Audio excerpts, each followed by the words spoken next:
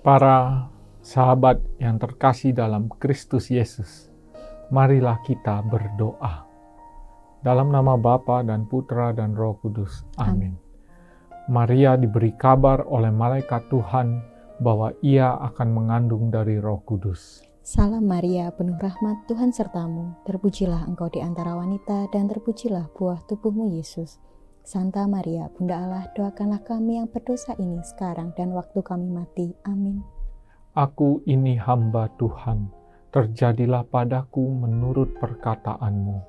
Salam Maria, penuh rahmat, Tuhan sertamu. Terpujilah engkau di antara wanita dan terpujilah buah tubuhmu Yesus. Santa Maria, Bunda Allah, doakanlah kami yang berdosa ini sekarang dan waktu kami mati. Amin. Sabda sudah menjadi daging dan tinggal di antara kita. Salam Maria, penuh rahmat, Tuhan sertamu. Terpujilah engkau di antara wanita dan terpujilah buah tubuhmu Yesus. Santa Maria, Bunda Allah, doakanlah kami yang berdosa ini sekarang dan waktu kami mati. Amin. Doakanlah kami ya Santa Bunda Allah, supaya kami dapat menikmati janji Kristus. Marilah kita berdoa. Ya Allah, karena kabar malaikat, kami mengetahui bahwa Yesus Kristus Putramu menjadi manusia. Curahkanlah rahmat-Mu ke dalam hati kami, supaya karena sengsara dan salibnya, kami dibawa kepada kebangkitan yang mulia, sebab Dialah Tuhan pengantara kami. Amin. Dalam nama Bapa dan Putra dan Roh Kudus. Amin. Saudara-saudari, mari kita mendengarkan sabda Tuhan. Hana bersyukur atas kelahiran Samuel. Pembacaan dari kitab pertama Samuel. Sekali peristiwa, setelah Samuel disapih oleh ibunya Hana, ia diantar ke rumah Tuhan di Silo. Dan bersama dia dibawalah seekor lembu jantan yang berumur 3 tahun, 1 eva tepung, dan sebuyung anggur. Waktu itu Samuel masih kecil betul. Setelah menyembelih lembu, mereka mengantar kanak-kanak itu kepada Eli. Lalu Hana berkata kepada Eli, "Mohon bicara tuanku, demi tuanku hidup, akulah perempuan yang dahulu berdiri di sini, dekat tuanku untuk berdoa kepada Tuhan.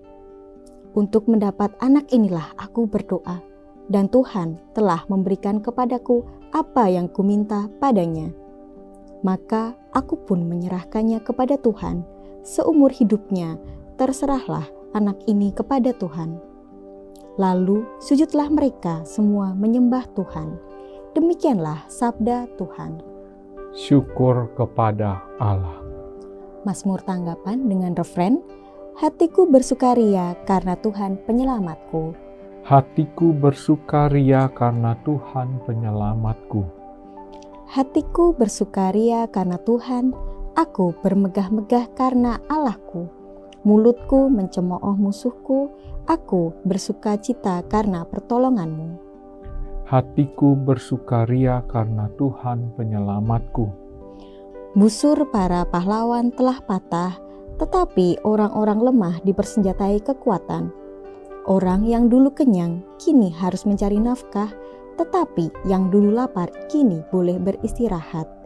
Orang yang mandul melahirkan 7 anak, tetapi ibu yang banyak anaknya menjadi layu. Hatiku bersukaria karena Tuhan penyelamatku. Tuhan bersamamu Dan sama rohmu. Inilah Injil suci menurut Lukas. Dimuliakanlah Tuhan. Dalam kunjungannya kepada Elisabet ketika dipuji bahagia, Maria memuliakan Allah dan berkata, "Jiwaku memuliakan Tuhan dan hatiku bergembira karena Allah juru selamatku, sebab Ia telah memperhatikan kerendahan hamba-Nya. Sesungguhnya mulai sekarang segala keturunan akan menyebut aku berbahagia, karena Yang Maha Kuasa telah melakukan perbuatan-perbuatan besar kepadaku, dan namanya adalah kudus. Rahmat-Nya turun-temurun atas orang yang takut akan Dia. Ia memperlihatkan kuasanya dengan perbuatan tangannya dan mencerai-beraikan orang-orang yang congkak hatinya. Ia menurunkan orang-orang yang berkuasa dari tahtanya dan meninggikan orang-orang yang rendah.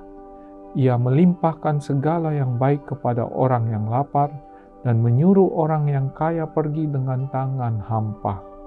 Ia menolong Israel hambanya karena ia mengingat rahmat-Nya seperti yang dijanjikan kepada nenek moyang kita, kepada Abraham dan keturunannya untuk selama-lamanya. Kira-kira 3 bulan lamanya Maria tinggal bersama Elisabet, lalu pulang ke rumahnya. Demikianlah sabda Tuhan. Terpujilah Kristus. Saudara-saudariku, dalam nyanyian Kidung Maria kita mendengarkan, sebab ia telah memperhatikan kerendahan hambanya.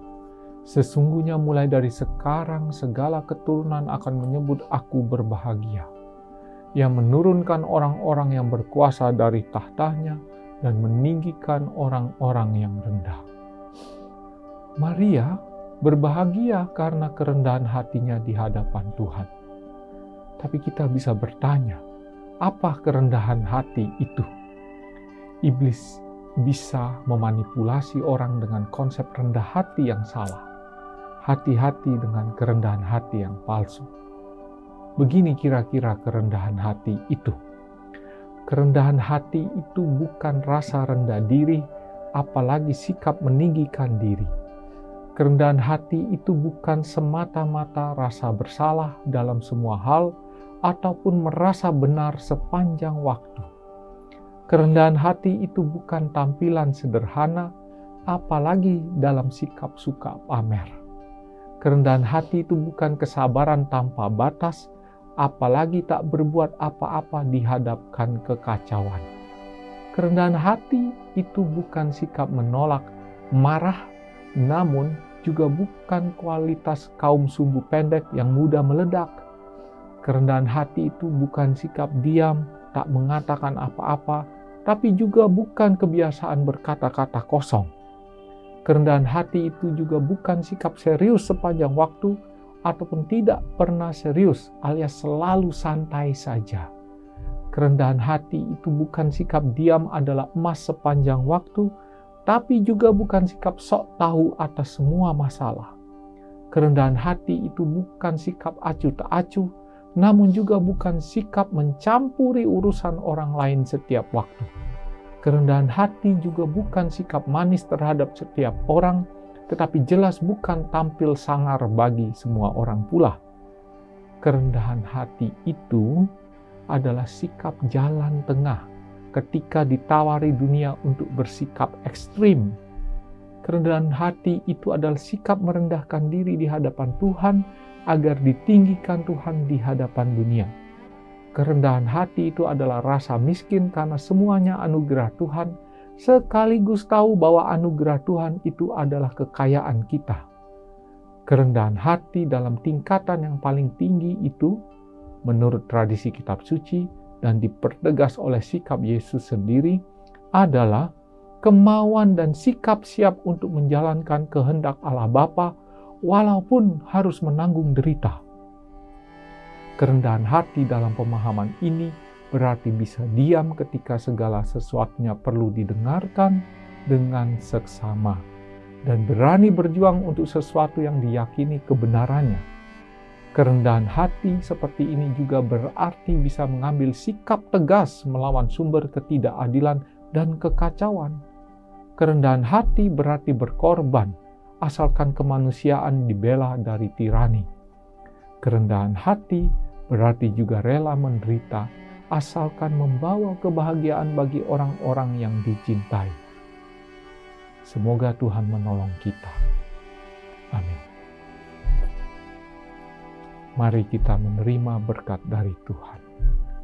Tuhan bersamamu Dan bersama rohmu. Allah Bapa yang Maha Pengasih memberkati hidup kita semua, dalam nama Bapa dan Putra dan Roh Kudus. Amin. Amin.